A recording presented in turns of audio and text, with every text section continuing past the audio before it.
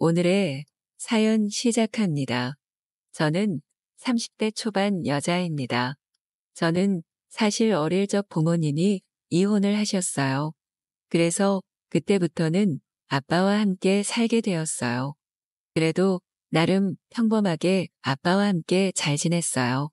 그러던 어느 날 제가 중학교 졸업할 무렵에 아빠는 저에게 새엄마라며 낯선 아줌마를 데리고 왔어요. 이때부터 시작이었어요.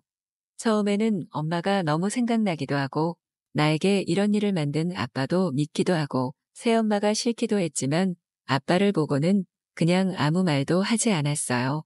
정말 많이 혼란스러웠거든요. 그렇게 같이 지내는 동안 새엄마는 아빠가 없을 때마다 저에게 험한 말도 많이 하고 힘들게 하셨어요. 집안일은 온갖 다 시키고 계속 지적을 했어요. 배고픈데 왜 밥을 안 차리냐고 걸레질을 시키고는 저보고 걸레처럼 지저분하다고도 했었어요. 그래서 정말 저는 항상 집에서 도망치고 싶었어요. 20살이 되면 꼭 집에서 나가서 살아야지. 새엄마랑 같이 안 살 거야. 다신 안 볼 거야 라는 생각을 많이 했어요. 지금도 그때만 생각하면 다시 또 아빠가 미워지곤 해요. 그리고 저를 낳아놓고 버리고 이렇게 저를 힘들게 만든 엄마가 다시는 보고 싶지 않더라고요. 그래서 밤새 잠을 못 잔 적도 많아서 불면증에도 시달리곤 했었어요. 그렇게 저는 금세 커서 20살이 되었고 드디어 나의 결정대로 살 수 있다는 생각에 너무 신이 났습니다. 그러나 과거에 저는 잘못된 선택을 하고 말았어요. 그럴수록 더욱 신중했어야 했는데 그 집에서 있는 게 너무 힘들고 무서웠어요. 그래서 그냥 그 집에서 나와버렸는데 정말 지금 생각해봐도 너무 잘못했나라는 생각이 많이 듭니다. 제가 만난 사람은 저보다 나이도 10살쯤 많았고 심지어 이혼해서 자식까지 키우던 사람이었던 거죠. 그래서 그때 저는 집을 나가면 자유가 된다는 마음만 너무 앞서 제 자식이 아닌데도 불구하고 아이를 돌봐주겠다고 했죠. 그러나 그 남자의 아이는 마치 저를 보는 것 같았어요. 아빠가 이혼을 하고 새엄마라는 사람을 데리고 오니까 엄마는 나를 낳아준 사람인데 낯선 사람이 엄마라고 하니까 인정하기 싫었나 봐요. 저를 엄마로 잘 대해주지 않고 말도 거침없이 했어요. 그래도 잘해주려고 많이 노력했고 많이 챙겨주고 맛있는 것도 많이 해줬어요. 저도 그랬으니까요. 그래서 그런 건지 그 아이는 처음보다 저한테 잘해주더라고요. 그래도 노력의 결과가 긍정적인 부분으로 나타나서 기분은 좋았어요. 어느 날 그 남자가 다니던 회사에 부도가 나면서 제 인생은 다시 나락에 떨어졌죠. 저는 야간에 알바도 해야 했어요. 그러다 너무 힘들어져서 그렇게 끝을 맺었죠. 혼인신고는 다행히 하지 않았어요. 지금은 시간이 많이 흘러 평범하게 직장을 다니면서 시간을 보내고 있습니다. 이젠 정말 좋은 사람을 만나고 싶어요. 지금은 나이도 먹었고 직장도 어느 정도 있고 정말 좋은 사람 만나서 행복하게 살아보고 싶어요. 그런데 마음 한편으로는 어릴 적 살아온 환경 때문에 사실 조금은 무섭고 두렵다고 해야 하나 그런 부분들이 조금은 있어요. 그러다 보니 더 일하고 노는 일상생활에 빠져 있는 것 같기도 해요. 가끔 친구나 주변에서 너도 이제 좀 남자도 만나고 연애도 하라면서 소개도 시켜주고 그러더라고요. 소개를 받아도 항상 그렇게 마음에 드는 사람은 생각보다 없었어요. 사진이랑 얼굴이랑 조금 다른 경우들도 있고 말투나 성향이 좀 저랑 안 맞는 경우도 많았어요. 물론 제가 아직 마음가짐이 조금 그런 것도 있었겠죠. 그러던 어느 날 회사에 새로운 남자 직원이 들어왔습니다. 팀장님께서는 우리 부서에 새로 들어온 직원이니까 저보고 잘 알려주고 친하게 지내라고 하셨어요. 저는 알겠다고 했고 새로운 직원과 인사를 하고 나이를 물어봤어요. 저보다 4살 많았어요. 나이가 많은데도 저한테 대리님 하면서 항상 일을 배우려고 하는 자세가 참 좋았어요. 그렇게 시간이 흘러 친해지게 되었어요. 어느 날 새로 들어온 후배는 저에게 오늘 일 끝나고 저녁이나 같이 먹자고 이야기했어요. 너무 친해져서 저는 아무렇지 않게 좋다고 같이 먹자고 했죠. 저는 사실 한동안 계속 혼자 지내왔기 때문에 누군가와 같이 밥을 먹을 수 있다는 건 참 좋았어요. 신기하게도 좋아하는 음식 취향도 비슷하고 이야기도 잘 통하고 같이 있으면 참 마음이 편했어요. 그러다가 가볍게 술 한잔을 하게 되었어요. 내일 출근을 해야 하다 보니 몇 잔만 마셔야지 했는데 금세 취해버렸어요. 살짝 취해서 딱 그냥 기분 좋은 그런 상태였어요. 그런데 그 후배가 갑자기 저보고 그러는 거예요. 평소에 말할 때 보면 밝아 보이는 것 같으면서도 속으로 감추고 있는 어둠이 느껴진다고 힘든 일 있냐고 말이죠. 그래서 순간 움찔했어요. 사실 부모님이 어릴 때 이혼을 해서 새 엄마랑 사이가 좋지 않다 보니 상처가 있다고 했어요. 그런데 그 후배가 갑자기 제 옆으로 오더니 제 손을 꼭 잡아주면서 자기가 옆에 있어주겠다는 거예요. 그러면서 갑자기 안아주면서 토닥토닥 해주는 거예요. 순간 눈물도 나고 아픈 마음을 토닥여주니까 기분도 한결 나아지더라고요. 정말 많이 울었던 것 같아요. 그날따라 후배가 왜 이렇게 멋있어 보이던지 다른 사람으로 보이더라고요. 그러면서 더 많이 가까워지게 됐던 것 같아요. 같이 있는 시간도 많아졌어요. 난생 처음 느껴보는 감정이라 조금 어색하기도 했지만 후배의 따뜻함을 잊지 못했죠. 그때부터 저희는 썸을 타게 되었고 밖에서는 편하게 부르고 있어요. 이제는 같이 카페도 가고 영화도 보고 바다도 보러 가고 그러고 있어요. 같이 있는 시간이 많아질수록 놓기가 싫어졌어요. 그리고 함께하고 싶어졌어요. 이젠 저도 정말 그가 좋아졌다는 확신이 들었어요. 어느 날 바닷가에 놀러 가자고 했습니다. 그래서 같이 드라이브하면서 떠났습니다. 오후에 도착해서 차에서 내려 구경을 하고 즐거운 시간을 보냈습니다. 저녁에 와인 한 잔만 하자고 했어요. 그는 좋다고 했고 여기 유명한 곳이 있다길래 그곳으로 가자고 했어요. 저는 그곳에 가면 그래도 분위기 좋은 곳에서 우리 이제 연애하자고 조심스레 이야기해 보려고 했어요. 사실 고백도 받아본 적이 없고 고백을 해본 적도 없어서 어떻게 해야 할지 잘 몰랐어요. 그렇게 와인바에 도착했고 아무도 없어서 사실 조금 놀랐어요. 분명히 유명한 곳이라고 했거든요. 알고 보니 그 남자가 프로포즈하기 위해 전세를 냈다고 하더라고요. 그러고는 조금 있다가 갑자기 반지를 꺼내더니 저에게 프로포즈를 하는 거예요. 이제 연애 그만하고 같이 살자고 그의 여자가 되어달라고 했어요. 저도 사실 같은 마음이었죠. 따뜻하게 항상 보듬어주는 그의 옆에 계속 있고 싶어졌거든요.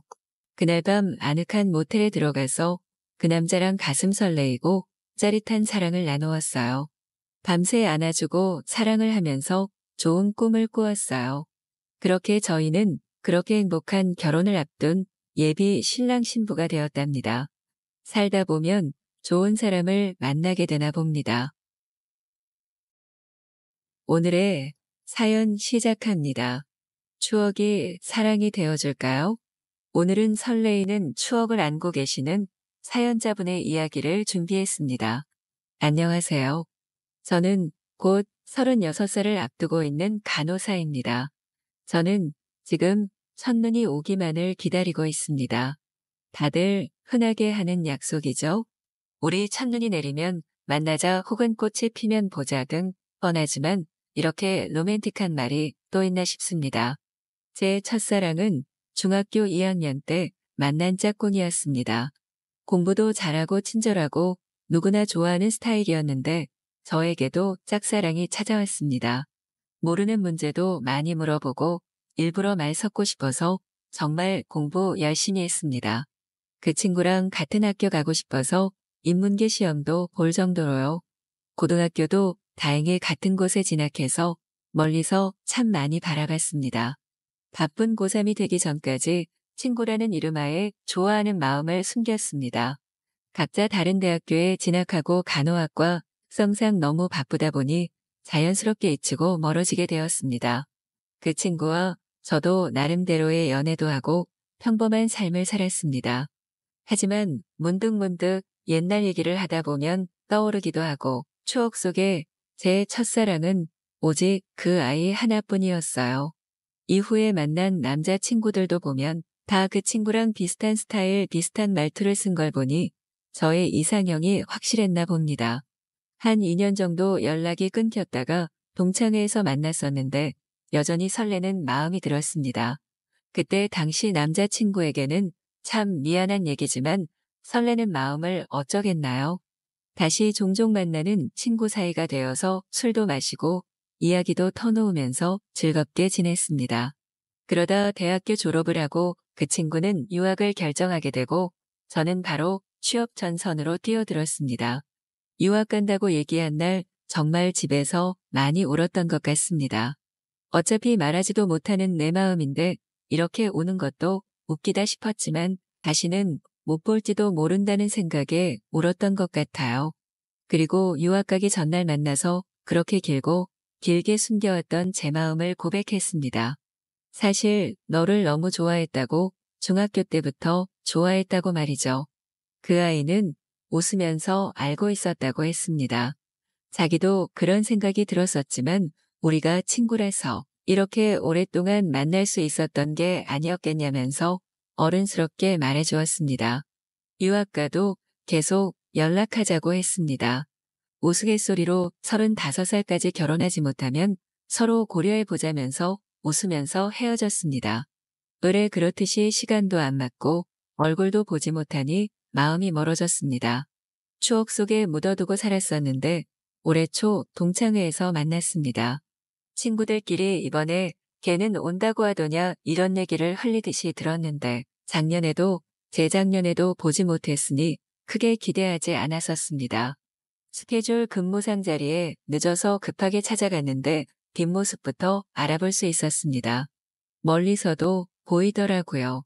무슨 생각으로 그 자리에 앉았는지 모르겠습니다. 무슨 이야기를 나눴는지도 사실 잘 기억이 나지 않을 정도로 가슴이 터져버릴 것 같았어요.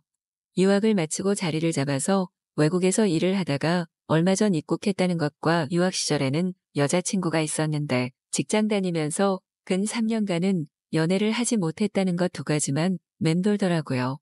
그날 저희는 동창회가 끝나고 나서도 2차 그리고 3차를 달리며 못다한 이야기들을 쏟아내었습니다. 그리고 동창회에서 의뢰 불장난이라는 밤을 함께 보내기도 했습니다. 사실 꿈 같은 마음이 커서 이렇다 저렇다 생각도 들지 않을 정도였어요. 그 이후에 다시 멀어질 줄 알았는데 연락이 와서 밥도 같이 먹었습니다. 커피도 먹고 한국에 들어와서 살 집이라면서 집에 초대도 해주었습니다. 한두 달 정도 만나다 보니 우리가 무슨 사이인 건지 애매한 기분이 들더라고요. 이런 걸 정의하자고 하면 외국에서 살다 왔으니 촌스럽게 보일까 생각도 했습니다. 결국 제 마음을 이길 수 없었던 저는 팔을 베고 누워서 물어봤습니다. 나와 무슨 마음으로 만나고 있는 거냐고 우물쭈물거리던 그 표정에서 직감했죠. 내가 선을 넘었구나. 계속 커가는 마음에 상처를 받을까 두려워서 연락을 일부러 피했습니다. 더 큰 기대를 하고 싶지 않았고 부담을 주고 싶지 않았거든요. 그 친구도 처음에는 연락을 몇 번 시도하는 듯 하더니 이내 잠잠해지더라고요. 이렇게 될 사이였나 보다 싶어서 마음을 접고 일에 더 매달렸습니다. 그러던 어느 날 그 친구가 근무하는 병원에 찾아왔습니다. 솔직하게 말할 게 있다면서 시간을 내달라고 하더라고요. 오랫동안 자신을 좋아해 준 마음을 잘 알고 있지만 누군가와 연애를 시작한다는 게 나에게 어려운 일이었다면서 말하더군요. 사실 외국에서 오래 사귄 여자친구가 있었고 결혼을 생각했었는데 헤어진 지는 좀 됐지만 아직 마무리가 확실하게 되지 않은 상태로 입국했다고 하더라고요. 연락을 안 하는 동안 제대로 입장을 정리했고 자신의 마음을 확실하게 정해서 연락하느라 힘들었다고 했습니다. 참 많이 원망도 하고 서운해했는데 이런 얘기를 들으니 마음이 눈 녹듯이 녹아내리더라고요. 하지만 또 사람 마음이라는 게 덜컥 믿기가 무섭기도 했어요. 사실 요즘 일로 너무 바쁜 시기라 스트레스 받고 싶지 않기도 했고요. 이번에는 망설이는 저에게 그 친구가 이야기를 했습니다. 혹시 우리 35살 돼도 결혼 안 하면 서로 고려해보기로 했던 거 기억나냐고요. 장난으로 한 말일 줄 알아서 저만 기억하고 추억처럼 곱씹을 줄 알았는데 그 친구도 아주 빈말은 아니었다면서 웃더라고요. 자기가 정리하고 온 시간만큼 제가 기다렸으니 자기도 기다리겠다고 첫눈이 올 때까지만 연락을 달라고 하더군요. 그렇게 이야기를 한 지 지금 벌써 2주가 지나가고 있습니다. 제 마음은 물론 기울고 있어요. 그러니 당연히 첫눈이 기다려지는 거겠죠. 일찍 연락할 수도 있지만 일도 너무 바쁘고 저에게 오랜 짝사랑을 마치는 마침표로 로맨틱한 순간을 기억하고 기념하고 싶어서 첫눈 오는 날 그 친구에게 답을 해줄 생각입니다. 혹시나 이 영상을 보고 있지는 않을까 걱정되지만 그렇다면 조금만 저를 기다려달라고 얘기하고 싶네요. 나는 너를 중학교 때부터 항상 좋아했어. 너의 큰 손도 좋고 장난기 가득한 웃음도 좋았지만 나에게 너는 언제나 따뜻한 사람이었어 라고 말해주고 싶어요. 내가 너를 좋아하게 된 건 정말 작은 일이었는데 학교 근처 역에서 나물 팔던 할머니에게 쪼그려 앉아 넉살 좋게 웃으면서 추운데 얼른 저한테 파시고 들어가라는 너의 모습을 나는 아직도 기억한다고 말해주고 싶어요. 그때는 저렇게 마음이 따뜻한 사람을 만나서 결혼하고 싶다고 생각했는데 그 마음들이 커져서 이렇게 오랫동안 가져오게 되었네요.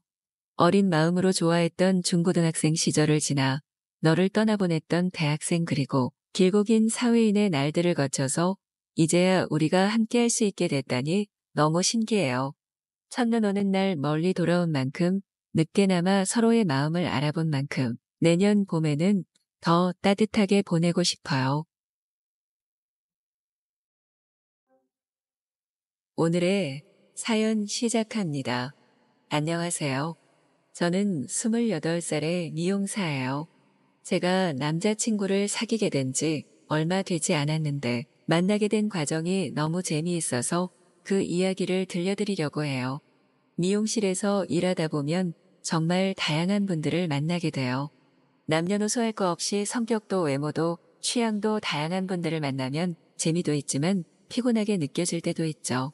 그날은 평일 오전이어서 주로 여성 손님들이 많을 시간대였어요. 그런데 유독 눈에 띄는 한 남자 손님이 커트를 잘하는 미용사를 찾으시더라고요. 제가 주로 남성 손님들의 커트를 담당해서 반갑게 손님을 맞이하고 자리로 모셨어요. 손님께서 모자를 벗으시는데 어려 보이는 외모와 다르게 대머리시더라고요. 보는 저도 안타까운데 본인은 어떠실까 싶었어요. 너무 오랜만에 소개팅을 하게 되었는데 머리 때문에 고민이라고 어떻게 하면 좋을지 모르셨어요. 그동안 대머리 손님을 여럿 뵈었지만 사실 딱히 방법이 있는 것은 아니었어요. 이분들은 머리카락 한 올 한 올을 목숨만큼 소중하게 생각하시기 때문에 함부로 커트도 할 수 없고요. 소개팅에 한껏 들떠 계신 것 같은데 어떻게든 도와드리고 싶더라고요. 가발이나 합체와 같은 인위적인 것보다 자연스럽게 스타일링하는 방법으로 가시는 게 어떻겠냐고 제안해드렸죠. 관련된 사진도 보여드리고 그런 헤어에 어울리는 의상도 알려드리자 너무 좋아하시더라고요. 손님의 고민을 들어드리니 마음이 편해지셨는지 계속해서 대화를 이어가시더라고요. 원래 이 정도는 아니었는데 중요한 시험을 준비하면서 스트레스를 너무 많이 받아 원형 탈모에서부터 시작되었다고 해요. 시간이 지나면 나아지겠지 싶었는데 머리칼이 점점 얇아지더니 이렇게 이마가 환하게 드러나게 되었다며 너무 속상하다고 하셨어요. 머리카락은 잃었지만 다행히 시험에는 통과해서 떳떳한 위치가 되었는데도 소개팅만 하면 패자를 맞으셨대요. 여자들은 왜 마음을 안 볼까요? 마음이 더 진짜 아닌가요? 말을 하더라고요. 그 말을 들으니 제 마음이 짠하더라고요. 그렇게 손님과 두런두런 얘기를 나누면서 나름 손님과 어울리게 스타일링을 해드렸어요. 손님도 좋게 하시는 것 같았어요. 오늘 소개팅은 잘 되시길 응원해 드릴게요. 제 응원에 힘입었는지 돌아가는 손님이 발걸음이 깃털처럼 가볍더라고요. 저도 그날은 오전 근무만 있어 기분 좋게 근무를 마치고 여유롭게 샵을 나서고 있었어요. 그런데 친구에게 연락이 오는 거예요. 오늘 소개팅이 있는데 너무 급한 일이 생겨서 나갈 수 없으니 제발 대신 나가달라는 전화였어요. 갑자기 너무 당황스러웠죠. 친한 친구의 부탁이어서 거절하기도 그렇고 마침 오후에 할 일도 없어서 마지못해 승낙을 했어요. 친구가 일러준 대로 약속한 장소에 나가서 소개팅 남자를 기다리고 있었어요. 상대 남성에 대한 정보도 전무한 데다 친구 대타로 나간 자리여서 그냥 밥이나 먹고 와야겠다는 가벼운 마음으로 나간 거였죠. 자리에 앉아 멍하니 창밖을 보고 있는데 누군가 다가와서 친구의 이름을 부르더라고요. 고개를 돌려 쳐다보는데 세상에나 오전에 대머리 손님이 떡하니 서 있는 게 아니겠어요? 그분이나 저나 깜짝 놀라 입이 다물어지지 않았죠. 그리고 서로 어색하게 웃음 지으며 인사를 나눴어요. 사실 사정이 있어 친구 대신 얼떨결에 나온 거라며 죄송하다고 친구를 대신해서 사과를 드렸어요. 그분은 약간 허탈해하다가 다시 활짝 웃으면서 이렇게 다시 만난 것도 인연인데 맛있는 밥이나 먹자고 했어요. 괜스레 좌불안석이었는데 그렇게 말씀해 주시니 제 마음도 가벼워지더라고요. 아까 오전에 머리를 하면서 이런저런 얘기를 나누어서 그런지 그분과 대화하는 게 어렵거나 불편하진 않았어요. 오히려 머리라는 매개로 인해 진솔한 대화가 오갈 수 있었죠. 그분은 머리 때문에 고달팠던 경험들을 얘기하고 저는 왜 나쁜 남자들만 만나는지 괴롭다고 얘기하며 시간 가는 줄 모르고 대화를 나누었던 것 같아요. 간단히 저녁 식사로 끝날 자리는 1차, 2차 술자리까지 이어졌고 그렇게 그분과 저는 서로의 고민을 들어주는 사이가 되었죠. 그날 이후로 그분은 제가 전담하는 손님이 되었어요. 한 달에 한 번씩 오다가 그 간격이 줄어들더니 이제는 매주 금요일이면 오셔서 스타일링을 해달라고 하시네요. 스타일링도 매번 달리하면서 코디도 제안해드리고 소개팅 멘트 코치까지 해드렸는데 안타깝게도 소개팅에서는 번번이 퇴짜를 맞으시더라고요. 그날은 그분도 소개팅에서 퇴짜를 맞고 저도 썸을 타던 남자에게 배신을 당하고 둘 다 기분이 우울한 날이었어요. 서로 위로주를 산다며 같이 술을 마시면서 울고 웃고 했죠. 그러다가 그분이 저에게 장난스럽게 묻더라고요. 그런데 우리 흥작이 잘 맞는 거 같지 않아요? 하시더라고요. 그런 것 같다고 말했어요. 그럼 우리 지금도 재미나지만 진지하게 만나볼래요? 라고 장난스럽게 고백을 하는 거예요. 술김이라고 하지만 마냥 장난은 아닌 것 같았어요. 그때 제 마음이 허하기도 했고 사랑 그게 뭔데 이렇게 어렵고 힘들까 싶었던 때라 바로 오케이 해버렸어요. 여자가 좀 튕기기도 해야 하는데 이분한테는 괜한 마음고생 시켜드리고 싶지 않더라고요. 그리고 다음 날 깨어보니 그분으로부터 문자 폭탄이 와 있는 거예요. 사랑이 가득 담긴 안부 문자라나요? 그냥 얼떨결에 내지는 술김에 오케이 한 건데 정성이 가득 담긴 러브레터를 받으니 갑자기 오글거리더라고요. 남들은 오버라고 할지 모르겠지만 어떻게든 마음을 표현하고 싶었던 그분의 진심이라는 것을 저는 느낄 수 있었어요. 어색하고 쑥스러웠지만 기분이 나쁘지는 않았어요. 사실 그분이 대머리라서 그렇지 저와는 5살 차이밖에 나지 않았거든요. 그동안 그분은 대머리인 것이 자신의 가장 취약점이어서 여성들 앞에서 숨기고 가리기에 급급했대요. 그런데 저는 그 사실을 너무 잘 알고 있는 사람이어서 편했나 봐요. 제 앞에서 그분은 누구보다 남자답고 자신감이 넘쳤어요. 그분의 내면이 정말 괜찮은 분이란 것을 알았기 때문에 꾸준히 만남을 이어갈 수 있었던 것이고요. 너무 오랜만에 연애라 그런지 그분은 모든 게 서툴렀어요. 데이트 장소 선정부터 데이트 매너까지 한마디로 꽝이었죠. 보통 여자들은 질색할 행동도 저는 이해가 가더라고요. 그동안 얼마나 위축이 되셨을까 싶어 측은한 마음도 들었고요. 사귄 지 100일째 되던 날 그분이 이벤트를 준비한 것 같더라고요. 이미 눈치를 챘지만 모른 척 지켜봤어요. 분위기 있는 근사한 레스토랑에서 식사도 하고 조명이 예쁜 산책로를 걷다가 벤치에 앉았는데 그분이 우물쭈물하더라고요. 입맞춤을 하고 싶은데 고민하는구나 싶어서 제가 먼저 용기 내서 입맞춤을 해버렸어요. 그랬더니 그분이 화들짝 놀라며 저를 꽉 끌어안더라고요. 얼마나 떠시는지 그분의 쿵쾅거리는 심장 소리까지 다 들릴 지경이었어요. 그날 밤 그분과 저는 서로를 향한 마음이 진짜 사랑이었다는 것을 확인하게 되었어요. 서로의 마음을 서툴게 나누며 떨림과 설렘의 연속이었지만 분명한 건 그분도 저도 진심이었다는 거예요. 멋지게 리드하지 못하면 어때요? 제가 하면 되죠. 세련되고 화려하지 않으면 어때요? 진심은 통하는 법이잖아요.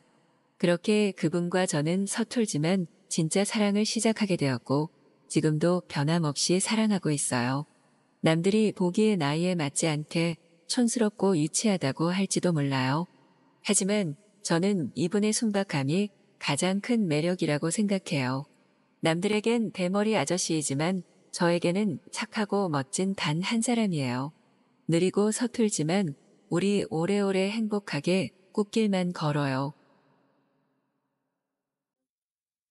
오늘의 사연 시작합니다. 안녕하세요. 저는 28살의 미용사예요. 제가 남자친구를 사귀게 된 지 얼마 되지 않았는데 만나게 된 과정이 너무 재미있어서 그 이야기를 들려드리려고 해요. 미용실에서 일하다 보면 정말 다양한 분들을 만나게 돼요. 남녀노소 할 거 없이 성격도 외모도 취향도 다양한 분들을 만나면 재미도 있지만 피곤하게 느껴질 때도 있죠. 그날은 평일 오전이어서 주로 여성 손님들이 많을 시간대였어요. 그런데 유독 눈에 띄는 한 남자 손님이 커트를 잘하는 미용사를 찾으시더라고요. 제가 주로 남성 손님들의 커트를 담당해서 반갑게 손님을 맞이하고 자리로 모셨어요. 손님께서 모자를 벗으시는데 어려 보이는 외모와 다르게 대머리시더라고요. 보는 저도 안타까운데 본인은 어떠실까 싶었어요. 너무 오랜만에 소개팅을 하게 되었는데 머리 때문에 고민이라고 어떻게 하면 좋을지 모르셨어요. 그동안 대머리 손님을 여럿 뵈었지만 사실 딱히 방법이 있는 것은 아니었어요. 이분들은 머리카락 한 올 한 올을 목숨만큼 소중하게 생각하시기 때문에 함부로 커트도 할 수 없고요. 소개팅에 한껏 들떠 계신 것 같은데 어떻게든 도와드리고 싶더라고요. 가발이나 흑채와 같은 인위적인 것보다 자연스럽게 스타일링하는 방법으로 가시는 게 어떻겠냐고 제안해드렸죠. 관련된 사진도 보여드리고 그런 헤어에 어울리는 의상도 알려드리자 너무 좋아하시더라고요. 손님의 고민을 들어드리니 마음이 편해지셨는지 계속해서 대화를 이어가시더라고요. 원래 이 정도는 아니었는데 중요한 시험을 준비하면서 스트레스를 너무 많이 받아 원형 탈모에서부터 시작되었다고 해요. 시간이 지나면 나아지겠지 싶었는데 머리칼이 점점 얇아지더니 이렇게 이마가 훤하게 드러나게 되었다며 너무 속상하다고 하셨어요. 머리카락은 잃었지만 다행히 시험에는 통과해서 떳떳한 위치가 되었는데도 소개팅만 하면 패자를 맞으셨대요. 여자들은 왜 마음을 안 볼까요? 마음이 더 진짜 아닌가요? 말을 하더라고요. 그 말을 들으니 제 마음이 짠하더라고요. 그렇게 손님과 두런두런 얘기를 나누면서 나름 손님과 어울리게 스타일링을 해드렸어요. 손님도 흡족해 하시는 것 같았어요. 오늘 소개팅은 잘 되시길 응원해 드릴게요. 제 응원에 힘입었는지 돌아가는 손님의 발걸음이 깃털처럼 가볍더라고요. 저도 그날은 오전 근무만 있어 기분 좋게 근무를 마치고 여유롭게 샵을 나서고 있었어요. 그런데 친구에게 연락이 오는 거예요. 오늘 소개팅이 있는데 너무 급한 일이 생겨서 나갈 수 없으니 제발 대신 나가달라는 전화였어요. 갑자기 너무 당황스러웠죠. 친한 친구의 부탁이어서 거절하기도 그렇고 마침 오후에 할 일도 없어서 마지못해 승낙을 했어요. 친구가 일러준 대로 약속한 장소에 나가서 소개팅 남자를 기다리고 있었어요. 상대 남성에 대한 정보도 전무한 데다 친구 대타로 나간 자리여서 그냥 밥이나 먹고 와야겠다는 가벼운 마음으로 나간 거였죠. 자리에 앉아 멍하니 창밖을 보고 있는데 누군가 다가와서 친구의 이름을 부르더라고요. 고개를 돌려 쳐다보는데 세상에나 오전에 대머리 손님이 떡하니 서 있는 게 아니겠어요? 그분이나 저나 깜짝 놀라 입이 다물어지지 않았죠. 그리고 서로 어색하게 웃음 지으며 인사를 나눴어요. 사실 사정이 있어 친구 대신 얼떨결에 나온 거라며 죄송하다고 친구를 대신해서 사과를 드렸어요. 그분은 약간 허탈해하다가 다시 활짝 웃으면서 이렇게 다시 만난 것도 인연인데 맛있는 밥이나 먹자고 했어요. 괜스레 좌불안석이었는데 그렇게 말씀해 주시니 제 마음도 가벼워지더라고요. 아까 오전에 머리를 하면서 이런저런 얘기를 나누어서 그런지 그분과 대화하는 게 어렵거나 불편하진 않았어요. 오히려 머리라는 매개로 인해 진솔한 대화가 오갈 수 있었죠. 그분은 머리 때문에 고달팠던 경험들을 얘기하고 저는 왜 나쁜 남자들만 만나는지 괴롭다고 얘기하며 시간 가는 줄 모르고 대화를 나누었던 것 같아요. 간단히 저녁 식사로 끝날 자리는 1차, 2차 술자리까지 이어졌고 그렇게 그분과 저는 서로의 고민을 들어주는 사이가 되었죠. 그날 이후로 그분은 제가 전담하는 손님이 되었어요. 한 달에 한 번씩 오다가 그 간격이 줄어들더니 이제는 매주 금요일이면 오셔서 스타일링을 해달라고 하시네요. 스타일링도 매번 달리하면서 코디도 제안해드리고 소개팅 멘트 코치까지 해드렸는데 안타깝게도 소개팅에서는 번번이 퇴짜를 맞으시더라고요. 그날은 그분도 소개팅에서 퇴짜를 맞고 저도 썸을 타던 남자에게 배신을 당하고 둘 다 기분이 우울한 날이었어요. 서로 위로주를 산다며 같이 술을 마시면서 울고 웃고 했죠. 그러다가 그분이 저에게 장난스럽게 묻더라고요. 그런데 우리 풍작이 잘 맞는 거 같지 않아요? 하시더라고요. 그런 것 같다고 말했어요. 그럼 우리 지금도 재미나지만 진지하게 만나볼래요? 라고 장난스럽게 고백을 하는 거예요. 술김이라고 하지만 마냥 장난은 아닌 것 같았어요. 그때 제 마음이 허하기도 했고 사랑 그게 뭔데 이렇게 어렵고 힘들까 싶었던 때라 바로 오케이 해버렸어요. 여자가 좀 튕기기도 해야 하는데 이분한테는 괜한 마음고생 시켜드리고 싶지 않더라고요. 그리고 다음 날 깨어보니 그분으로부터 문자 폭탄이 와 있는 거예요. 사랑이 가득 담긴 안부 문자라나요? 그냥 얼떨결에 내지는 술김에 오케이 한 건데 정성이 가득 담긴 러브레터를 받으니 갑자기 오글거리더라고요. 남들은 오버라고 할지 모르겠지만 어떻게든 마음을 표현하고 싶었던 그분의 진심이라는 것을 저는 느낄 수 있었어요. 어색하고 쑥스러웠지만 기분이 나쁘지는 않았어요. 사실 그분이 대머리라서 그렇지 저와는 5살 차이밖에 나지 않았거든요. 그동안 그분은 대머리인 것이 자신의 가장 취약점이어서 여성들 앞에서 숨기고 가리기에 급급했대요. 그런데 저는 그 사실을 너무 잘 알고 있는 사람이어서 편했나 봐요. 제 앞에서 그분은 누구보다 남자답고 자신감이 넘쳤어요. 그분의 내면이 정말 괜찮은 분이란 것을 알았기 때문에 꾸준히 만남을 이어갈 수 있었던 것이고요. 너무 오랜만에 연애라 그런지 그분은 모든 게 서툴렀어요.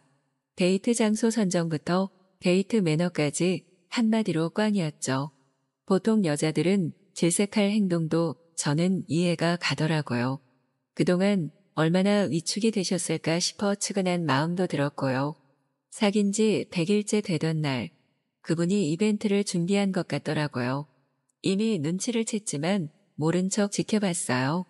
분위기 있는 근사한 레스토랑에서 식사도 하고 조명이 예쁜 산책로를 걷다가 벤치에 앉았는데 그분이 우물쭈물하더라고요. 입맞춤을 하고 싶은데 고민하는구나 싶어서 제가 먼저 용기 내서 입맞춤을 해버렸어요. 그랬더니 그분이 화들짝 놀라며 저를 꽉 끌어안더라고요. 얼마나 떠시는지 그분의 쿵쾅거리는 심장 소리까지 다 들릴 지경이었어요.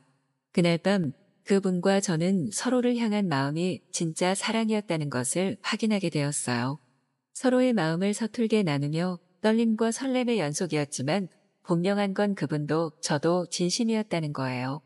멋지게 리드하지 못하면 어때요? 제가 하면 되죠. 세련되고 화려하지 않으면 어때요? 진심은 통하는 법이잖아요. 그렇게 그분과 저는 서툴지만 진짜 사랑을 시작하게 되었고 지금도 변함없이 사랑하고 있어요. 남들이 보기에 나이에 맞지 않게 촌스럽고 유치하다고 할지도 몰라요. 하지만 저는 이분의 순박함이 가장 큰 매력이라고 생각해요. 남들에겐 대머리 아저씨이지만 저에게는 착하고 멋진 단 한 사람이에요. 느리고 서툴지만 우리 오래오래 행복하게 꽃길만 걸어요. 오늘의 사연 시작합니다. 안녕하세요. 오늘은 힘든 이혼의 끝자락에서 새로운 인연을 만나게 되신 분의 사연입니다. 요즘 친구들에게 전생에 쌓은 덕이 되돌아오고 있다는 이야기를 듣는 50대 아이들 엄마예요. 제 남편, 아니 이제는 전 남편이죠. 그 사람은 둘째가 태어나기 전부터 새로운 여자와 살림을 차려서 두 집 살림을 해왔어요. 유난스러운 아이들을 키우면서 제 손이 아닌 남의 손에 맡길 수 없었기에 저는 여자로서의 삶은 포기하고 살아왔어요. 원래 저는 글을 쓰던 사람이었는데 집중할 수 없으니 당연히 글은 쓸 수 없었어요. 첫째를 키우면서 틈틈이 해오던 칼럼이나 교정일도 둘째까지 낳고 나니 기한을 지키기 힘들어져 또 끊겼죠. 아이를 키우려면 남편의 도움이 꼭 필요했고 그래서 눈물을 속으로 삼켜가며 저 사람은 내 남편이 아닌 아이들 아빠다 생각하고 살았지요. 그래도 아이들 앞에서는 내색은 안 하고 바쁜 양반인 것처럼 살더니 성인이 되고 취업을 하며 다들 둥지를 떠나니까 본색이 나타났어요. 노후 자금으로 구입해둔 아파트에서 새 여자와 살림을 차리더라고요. 저보다 15살이나 어린 여자랑 말이죠. 아이들 결혼시킬 때까지만 참자 생각했어요. 근데 어느 날 이혼 서류를 들고 오더니 도장을 찍으라더군요. 어차피 알고 있었지 않냐며 그 여자가 아이를 낳아서 이제는 혼인신고를 해야 한다고 하더라고요. 이렇게 된 거 위자료 받아서 헤어져야겠다 싶어 이혼 전문 변호사를 찾아갔습니다. 엄마가 소일거리로 하시는 가게 단골이시라면서 명함을 주고 가셨다고 하셨어요. 제가 살아온 얘기, 처한 상황들을 이야기하면서 어떻게 이혼을 해야 할지 차근차근 이야기를 나눴어요. 숨기는 재산도 있고 이래저래 돌려놓은 것도 있어서 제대로 분할받고 싶었는데 남편 쪽에서 질질 끌기 시작하더라고요. 비싸고 유명한 변호사라더니 왜 저렇게 오래 끄는 건지 이해가 가지 않았어요. 그런데 이렇게 이혼이 자꾸 미뤄지니까 계속 변호사님 뵈러 다니는 것도 너무 힘들고 적당한 선에서 합의를 해야 하나 걱정도 많이 했어요. 이제 그만하고 싶다고 적당히 합의하고 저는 제 인생 찾고 싶다고 하니까 변호사님이 절대 그럴 수 없다면서 조금만 힘내보자고 하시더라고요. 열심히 해주신 변호사님 덕분에 저는 정당한 재산 분할을 받고 이혼을 마무리할 수 있었어요. 앞으로 해야 할 일도 막막하고 아이들은 키워야 하니 엄마와 함께 살면서 가게를 하나 하기로 했어요. 원래 하시던 반찬 가게를 좀 늘려서 식당 겸 반찬도 판매하는 곳으로요. 딸까지 학세해서 배달도 하고 참 열심히 했어요. 단골도 많고 유동인구도 제법 되는 터라서 장사도 아주 잘 되고 좋았어요. 변호사님도 꾸준히 오셔서 자주 뵐 수 있었는데 이야기를 트고 하다 보니 참 좋은 분이시더라고요. 바쁘신 것 같아서 제가 틈틈이 도시락처럼 싸서 드리면서 감사의 마음을 전했답니다. 어느 날 변호사님이 낯선 남자분과 같이 오셨길래 혹시 같이 일하시는 분이냐고 여쭈니까 사촌형이라고 하시더라고요. 외국에서 오래 사업하시다가 한국에 들어오셨는데 가족도 없고 법적으로 자문받을 일들도 제법 있고 그래서 근처에 집을 하나 구매하셨다고 했어요. 그 이후로 사촌형님께서 부쩍 저희 가게를 많이 찾아주시더라고요. 단골 손님이시니 잘해드리고 같이 도시락도 잘 챙겨드렸는데 어느 날 갑자기 저한테 언제 끝나냐고 물어보시는 거예요. 왜 그러시냐고 했더니 시간 되면 커피 한잔 하자고 하셔서 당황스럽지만 좋다고 이야기했습니다. 이야기를 나눠보니 참 좋은 분이시더라고요. 좋은 일도 많이 하시고 성정도 가르시고 멋진 분이라는 생각이 들었습니다. 좋은 친구가 될 수 있겠다 싶어서 서로 커피나 밥도 먹고 시간도 보내고 운동도 하게 되면서 더 가까워졌어요. 저녁에는 수영도 같이 다니니까 같이 볼 시간도 많아지더라고요. 참 멋진 분이라는 생각을 많이 하기는 했지만 저는 얼마 전 이혼도 했고 그분은 과분한 분이라고 생각해서 친구 정도면 충분하다고 생각했어요. 서로 고민도 털어놓고 저녁이면 맥주 한잔하며 많은 대화들을 나눴습니다. 그러던 어느 날 제 손을 덥석 잡으시더니 저와 더 깊은 사이로 발전하고 싶으시다고 하셨어요. 당황스럽기도 하고 고맙기도 한 마음에 저는 이혼한 지 얼마 되지 않아서 좀 걱정이라고 말씀드리니 괜찮다고 하시더라고요. 외국에 와이프가 있었는데 성격 차이로 결별하고 혼자 오랫동안 살아오셨는데 이렇게 따뜻하게 해준 사람은 제가 처음이라나요? 속 깊은 이야기를 터놓고 말을 나눴는데 그분도 와이프의 외도로 많은 아픔을 겪으셨더라고요. 애잔하고 동질감이 들어서 말없이 안아드렸더니 저를 꽉 안으시더니 입을 맞추셨어요. 그리고 정말 오랜만에 열정적인 사랑을 나누었답니다. 서로 함께한 몸이 되면서 우정이 아니라 사랑이라는 생각을 하게 되었어요. 친구 같은 애매한 사이였는데 그날 이후 저는 그 사람의 집에 제 물건들을 하나둘씩 가져다 놓기 시작했습니다. 다정한 사람이라는 건 알았지만 애교도 많고 솔직한 데다가 책임감 있는 모습에 다시는 남자를 믿지 못할 줄 알았는데 마음이 갔어요. 아무래도 서로 신뢰라는 것이 얼마나 중요한지 알다 보니 굳이 말하지 않아도 서로의 마음을 확인시켜주려고 하는 부분이 잘 맞는 것 같아요. 무엇보다 대화가 너무 잘 통합니다. 이렇게 많은 대화를 지루하지 않게 할 수 있는 사람은 정말 오랜만에 만나는 것 같아요. 남자로서뿐만 아니라 그냥 사람과 사람으로서 함께함이 너무 편안하고 좋았어요. 엄마도 제가 새로운 사람을 만나니까 너무 좋아하시더라고요. 사람도 좋아 보인다면서요. 항상 제가 사랑받고 있음을 알게 해주시는 분이라서 너무 좋았어요. 여자로서의 삶을 찾으니까 다들 얼굴도 좋아 보인다고 만나는 사람마다 칭찬을 해주더라고요. 그렇게 쭉 만남을 이어오다가 올해 초에 프로포즈 받았어요. 저와 함께 여생을 보내고 싶다고요. 회사 때문에 다시 외국으로 돌아가야 하는데 제가 같이 가주기를 바라더군요. 제 아이들도 저의 사랑을 응원해주고 저도 그분을 따라가고 싶은 마음이 앞서서 그러기로 했습니다. 거창하게 결혼식을 다시 올릴 건 없고 간단하게 가족끼리 식사자리 나갔고 사진 정도만 남기기로 했어요. 올해가 지나고 봄이 오게 되면 출국하는데 마음이 참 설레고 두렵고 그렇네요. 다들 저에게 똥차 가고 벤츠 온다더니 벤츠가 아니라 리무진이 왔다면서 너무들 좋은 이야기를 해주세요. 아이들도 애아빠 생각은 전혀 하지 않고 제 앞날의 행복을 빌어주고 응원해줍니다. 제 이혼을 담당해 주셨던 서방님도 이제 제 남편이 될 그 사람에게 제가 좋은 사람인 것 같다고 얘기를 많이 해줬더라고요. 이렇게 인연을 만나게 해주고 참 세상이 신기한 것 같아요. 안 좋은 일을 겪으신 분들도 저처럼 좋은 일이 찾아올 거라는 이야기를 하고 싶어 이렇게 사연을 보냅니다. 모든 분들에겐 또 다른 나의 짝이 지구 어딘가에 있을 거라는 사실을 잊지 마세요.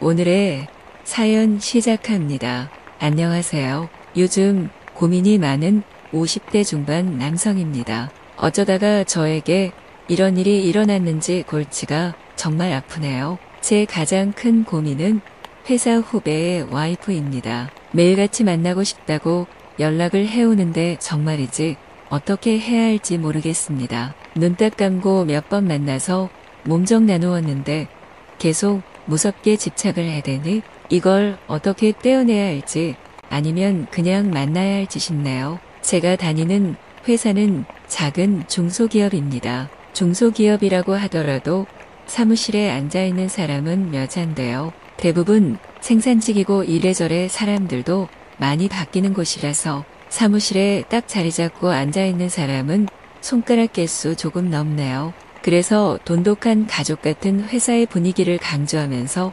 회식이 잦은 편입니다. 코로나 이전에는 워크숍도 참 많이 갔는데 아무래도 코로나 때 인원 감축도 좀 하고 재택근무도 좀 하면서 상황이 바뀌었죠. 작년 여름부터 정상적으로 모두 출근을 하게 되었는데 생각보다 회사가 매출이 올라가면서 사람을 급히 뽑게 되었습니다. 절반은 회사를 10년 이상 다닌 골수 직원들이고 절반은 새로운 사람들이라서 눈코 뜰 새 없이 일을 맞춰가서 이제 안정화가 되었네요. 신년 맞이로 대표님이 다 같이 워크숍을 가면 좋겠다 하시더군요. 매출도 많이 올랐고 좋은 펜션 하나 빌려서 부부 동반으로 같이 하자고 하셨습니다. 바다도 보이고 수영장도 있고 족구장도 있는 큰 펜션을 아예 통째로 빌리게 되었네요. 각각 가족마다 크게 방도 대여해주고 다들 가정이 있는 사람들이라 일이 수월하게 진행되었습니다.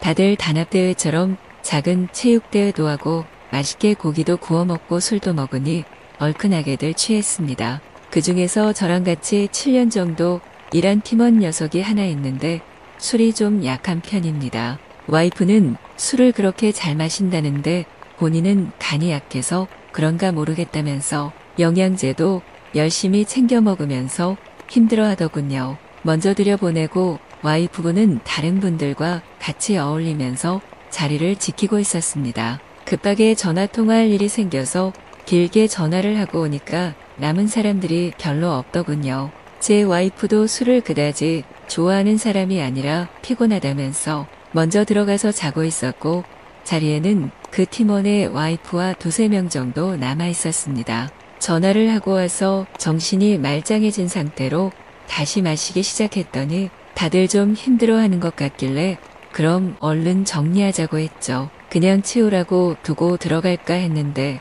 다들 상태도 안 좋고 음식물이나 당장 치워야 할 것들만 좀 치우자 해서 도왔습니다. 나머지 두세 명도 자리에 들어가고 하다 보니 저랑 그 팀원의 와이프 딱 둘만 남게 되었습니다. 분주하게 움직이면서 치우던 와중에 혹시 괜찮으시면 자기랑 술을 한 잔 더 하자고 하는 겁니다. 술이 많이 고프신 건지 아니면 뭐 남편에 대해 잘 부탁한다고 이야기하고 싶은 건지 모르겠지만 그래도 나름 챙기는 팀원이라 그러자고 했습니다. 결혼하신 지는 5년 정도 되었는데 결혼식이랑 회식하다 술자리가 길어져 어쩌다 하게 된 집들이 이후로는 처음 뵙는 거였죠. 홀짝홀짝 마시는데 약간 눈빛이 풀린 것 같아서 이걸 어떻게 하나 싶었는데 갑자기 막 말을 하시더군요. 팀원이 40대 후반, 와이프분은 40대 초반인데 아이가 아직 없습니다. 자기들이 어린 나이에 결혼한 것도 아니라서 아이를 가지려고 많이 노력했다. 근데 잘 안 들어서더라. 집에서는 다들 제 탓만 한다고요. 그래서 결혼하고 1년 정도부터 꾸준히 시험관을 하다가 코로나 때 잠시 조용해지더니 다시 괜찮아지니까 계속 시험관을 부추긴답니다. 너무 아프고 힘들고 솔직히 나이도 나이인지라 그냥 포기하고 안 하고 싶은데 시댁에서는 그렇지 않은 것 같다고 하네요. 참 고생이다 싶은 게 저도 와이프가 다낭 성난소 증후군 때문에 시험관을 했던 케이스입니다. 첫째는 시험관으로 가졌고 둘째는 뒤늦게 8년 있다가 자연으로 갖게 되어서 다들 축복이라고들 많이 했죠.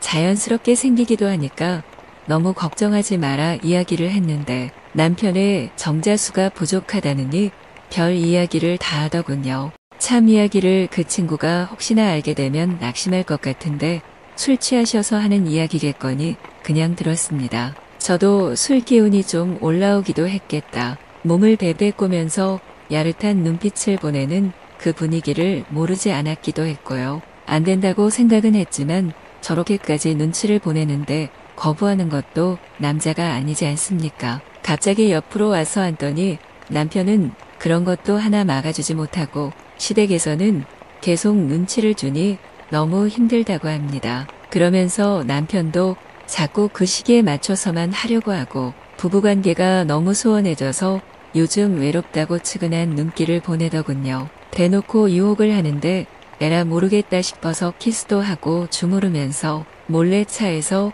뜨거운 시간을 갖게 되었습니다. 그러고 나서 아침에도 저를 보면서 배시시 웃는데 하룻밤에 불장난인 줄 알았던 게 아니었던 겁니다. 남편 핸드폰에서 찾았다고 하면서 낯선 번호로 연락이어서 받아보니 그 와이프분이더군요. 너무 좋았다면서 또 만나고 싶다고 해서 불끈불끈한 마음에 몇 번 만났습니다. 술자리도 갔고 잠자리도 갔고 그냥 그러다가 말겠거니 생각했던 게 문제였습니다. 갈수록 더 적극적이고 대범한 걸 원하더니 어느 날은 자기 남편 야근시키고 놀러오라더군요. 이건 진짜 아니다 싶어서 거리를 두려고 했습니다. 그냥 좀 가볍게 만나는 거면 모를까.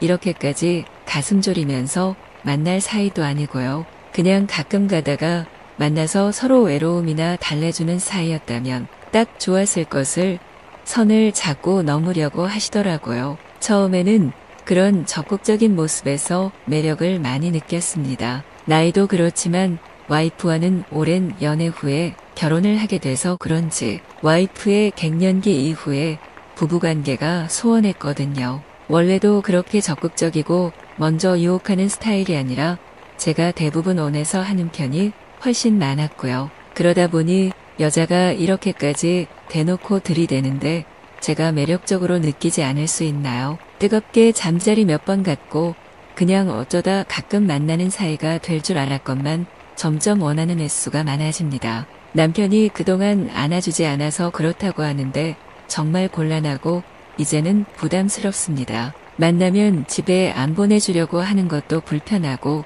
팀원이 말하길 요즘 와이프가 늦게 들어오고 아이도 안 가지려고 한다는 고민을 들어서 그런지 더 마음이 불편합니다. 남편이 너를 많이 사랑한다. 매일 얼굴 부딪히니까 좀 불편하다. 이야기를 해도 그저 야릇한 미소만 자꾸 보내네요. 어떻게 해야 자연스럽게 떼어낼 수 있을까요? 남자의 본능으로 저질렀던 일 때문에 이렇게 고민이 될지 몰랐네요. 내일도 얼굴 봐야 하는데 정말 마음이 불편합니다. 오죽하면 퇴직 시기를 앞당겨야 하나 고민까지 하고 있습니다.